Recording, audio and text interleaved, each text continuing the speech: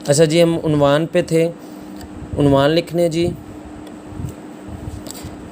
مصرعے یا جملے سے پرہیز کریں، عنوان مختصر اور جامع ہو۔ عبارت کا عنوان عمومی طور پر اصل عبارت کے شروع یا آخر میں ہوتا ہے، کبھی کبھی درمیان میں بھی ہوتا ہے۔ تو مصرعے یا جملے نہیں لکھنے، یعنی جملے کی صورت میں نہیں لکھنا ماں ایک عظیم ہستی ہے، یہ تو ایک جملہ بن گیا۔ عنوان ہوتا ہے مختصر، ماں عظیم ہستی یا عظیم ماں، عظیم ہستی ماں کی، یعنی مراد اس طرح آپ جملے کی صورت میں نہیں لکھیں گے، ایک مختصر سا مطلب اور جامع ہونا چاہیے آپ کا عنوان۔ تو عنوان آپ کو ملے گا کہاں؟ انہوں نے کہا عام طور پر عبارت کے شروع میں ہی آپ کو پتہ چل جائے گا کہ یہ عنوان کس حوالے سے ہے۔ یہاں سے آپ دیکھیں تو یہاں شروع میں ہی خوف کا ذکر آیا اور وہی بے بنیاد خوف عنوان بنا۔ دنیا میں دو قسم کی قومیں ہیں، ایک وہ جس نے اپنے باپ دادا کو درجہ کمال تک پہنچایا، شروع میں ہی پتہ چل جاتا ہے کہ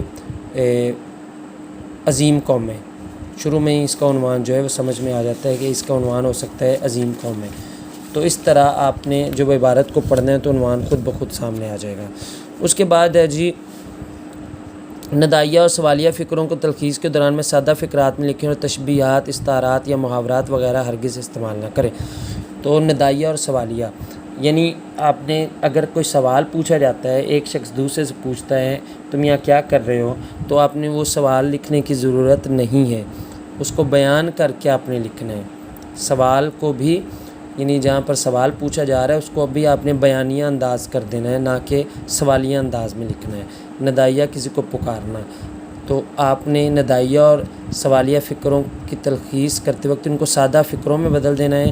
تشبیہ، استعارے یا محاورے لکھنے کی ضرورت نہیں ہے، سادہ لفظوں میں آپ نے بیان کرنا ہے۔ اگلا جو نقطہ ہے تلخیص کا ایک ہی اقتباس یعنی پیراگراف بنائیں۔ تو جب آپ تلخیص کریں تو اس کا پیراگراف ایک ہی ہوگا، ایسی بات ہے کچھ تو 3-4 لائنیں ہوں گی، 5 ہو سکتی ہیں، تو اس کا پیراگراف یہ نہیں کہ ایک لائن اوپر ایک نیچے، اس طرح نہیں لکھنا آپ نے، ٹھیک ہے، ایک ہی پیراگراف آپ نے اس کا بنانا ہے۔ اس کے بعد جی لکھتے ہیں جی اشعار کا مفہوم نثر میں مختصر تحریر کریں۔ اگر کوئی شعر آ جاتا ہے تلخیص کے دوران، بلکہ عموماً کم آتا ہے، لیکن فرض کریں اگر آ جاتا ہے تو آپ اس کو کا مفہوم لکھیں گے، نہ کہ شعر کو لکھیں گے، آسان سا مختصر سا اس کا مفہوم لکھیں گے تلخیص کرتے۔ مکالماتی انداز کو بیانیہ انداز میں بدل دینا چاہیے۔ تو اگر 2 لوگ آپس میں مکالمہ کر رہے ہیں تو آپ تیسرا فرد ہے تو آپ نے بیانیہ انداز میں جو ہے اس کو لکھنا ہے۔ آپ نے یہ نہیں کہنا اس نے اس سے یہ کہا، اس نے اس سے یہ پوچھا، اس نے اس سے یہ پوچھا۔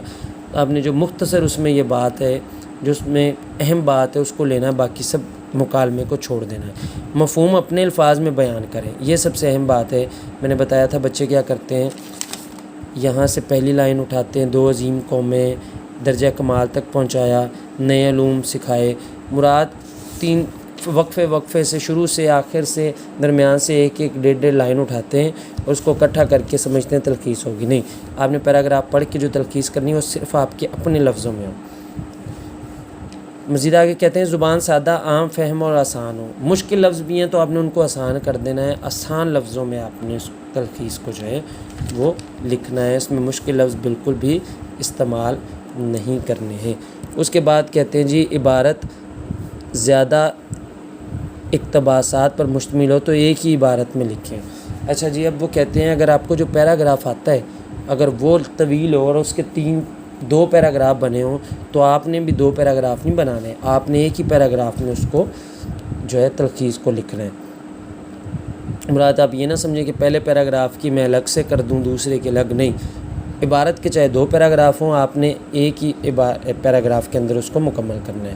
اپنی طرف سے تنقید تبصرہ نہ کریں، اپنی طرف سے کوئی تنقید یا تبصرہ نہیں کرنا۔ عام طور پر بچے ایسا کرتے ہیں، ماں کے حوالے سے اگر ایک پیراگراف ہے اس میں جس چیز کا ذکر نہیں بھی ہے اس وہ اپنے پاس سے کر دیتے ہیں، یعنی ماں کے حوالے سے ماں کی عظمت بیان کرتے تلخیص کر رہے ہیں، آخر میں اپنی طرف سے جملہ بیان کر دیں گے کہ ہمیں اپنی ماں کی قدر کرنی چاہیے یا ماں سے محبت کرنی چاہیے۔ اپنے پاس سے کوئی تنقید، کوئی صلاح جو ہے وہ دینے کی ضرورت ہرگز نہیں ہے، جو اس پیراگراف کے اندر ہے صرف اسی کو بیان کرنا ہے۔ خیالات اور مطالب اصل عبارت والے ہوں، جو خیال آپ نے بیان کرنا ہے، جو مطلب بیان کرنا ہے وہ اصل عبارت میں ہو، اپنے پاس سے آپ نے کوئی بھی چیز شامل نہیں کرنی ہے۔